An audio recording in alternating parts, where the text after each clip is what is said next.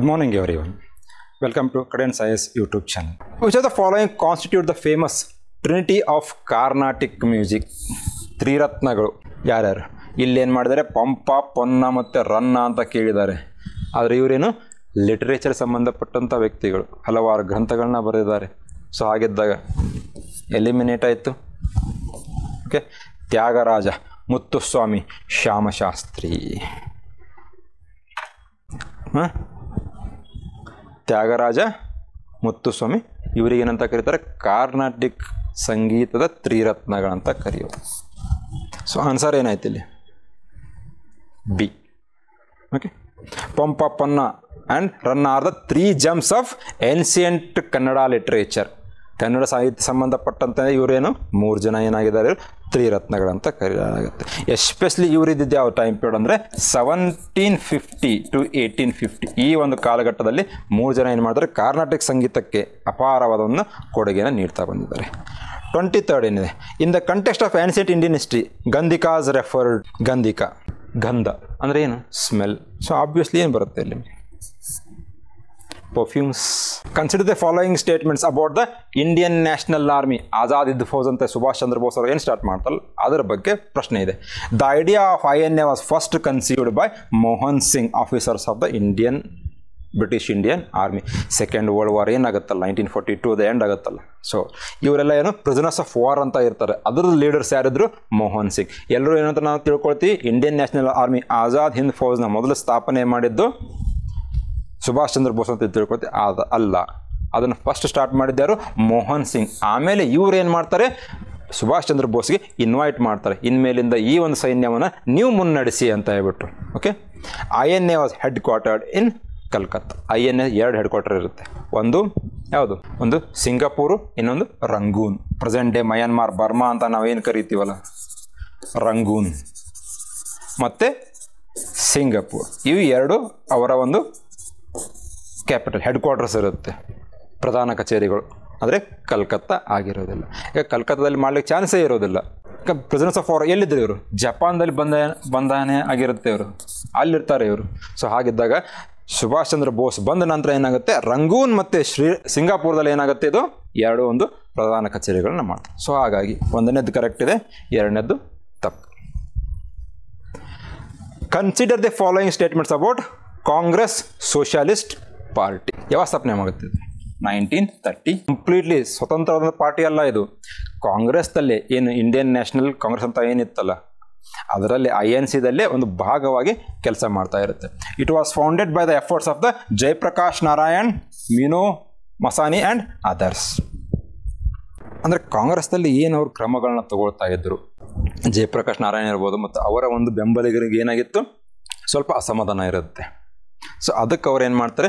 ಅದರ ಜೊತೆಗೆ council entry ಅಂತ ಕರಿತೀವಿ ನಾವು. ಎಲೆಕ್ಷನ್ಸ್ ಆಗ್ತಾ ಇರುತ್ತೆ. ಸೊ ಕೆಲವೊಬ್ರು ಮಾಡರೇಟ್ಸ್ ಮಂದಗಾಮಿಗಳು ಏನು ಮಾಡ್ತಾರೆ? ಕೌನ್ಸಿಲ್ ಎಂಟ್ರಿನ ಬೇಡ ಅಂತ ಹೇಳ್ತಾರೆ.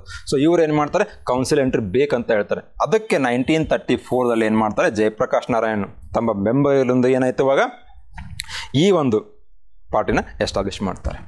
It worked with in the Congress party. ಅಂದರೆ ಸಪ್ರೇಟಾಗಿ ಕಾಂಗ್ರೆಸ್ ಕಡೆಯಿಂದ ಹೊರಗಡೆ ಬಂದು ಸ್ಥಾಪನೆ ಆದಂಥ ಪಕ್ಷ ಅಲ್ಲ ಇದು. ಅದರ ಒಳಗಡೆನೇ ಇದ್ದು ಏನು ಮಾಡ್ತಾರೆ ಇವರು? ತಮ್ಮ ಒಂದು ಕೆಲಸವನ್ನು ಮಾಡ್ತಾರೆ. Accepted Congress is the primary body leading to the national movement. ಸ್ವತಂತ್ರ ಹೋರಾಟಕ್ಕಾಗಿ ಅವ್ರು ಏನು ಮಾಡಿದ್ರು? ತಮ್ಮ ಕೊಡುಗೆಯನ್ನು ನೀಡಿದ್ದಾರೆ, ಆದರೆ ಸಂಪೂರ್ಣವಾಗಿ ಹೊರಗಡೆ ಬಂದಲ್ಲ.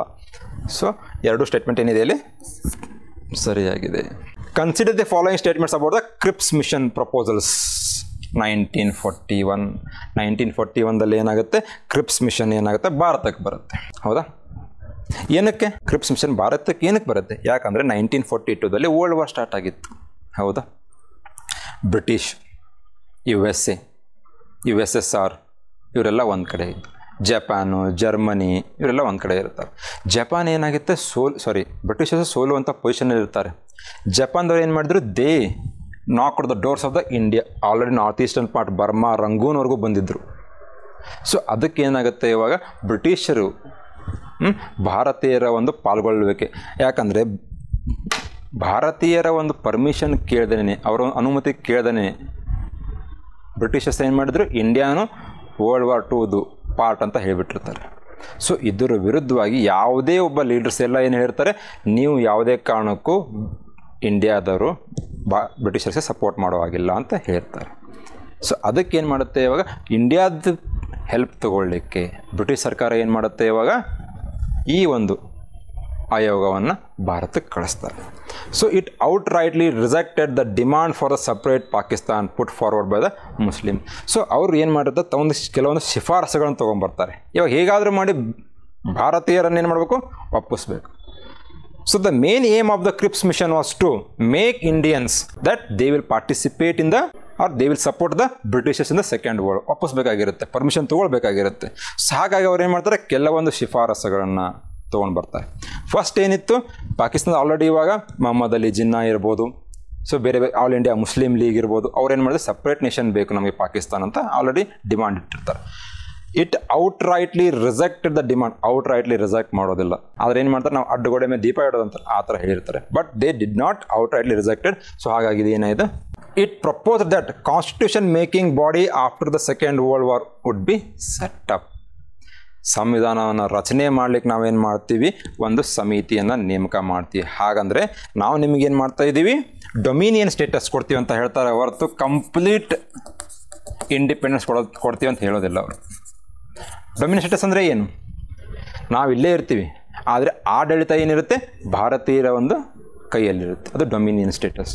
ಆದರೆ ಇಂಡಿಯನ್ ನ್ಯಾಷನಲ್ ಕಾಂಗ್ರೆಸ್ ಅಥವಾ ಇಂಡಿಯನ್ ನ್ಯಾಷನಲ್ ಮೂವ್ಮೆಂಟ್ ಡಿಮಾಂಡ್ ಮಾಡಿದ್ದೇನು, ಪೂರ್ಣ ಸ್ವರಾಜ್, ಕಂಪ್ಲೀಟ್ ಇಂಡಿಪೆಂಡೆನ್ಸ್. ಅದಕ್ಕಾಗಿಯೇ ಏನಾಗುತ್ತೆ, ಇದು ಕ್ರಿಪ್ಸ್ ಮಿಷನ್ ಕೂಡ ಏನು ಫೇಲ್ ಆಗುತ್ತೆ. Okay, so ಇಲ್ಲೇನಾಯಿತು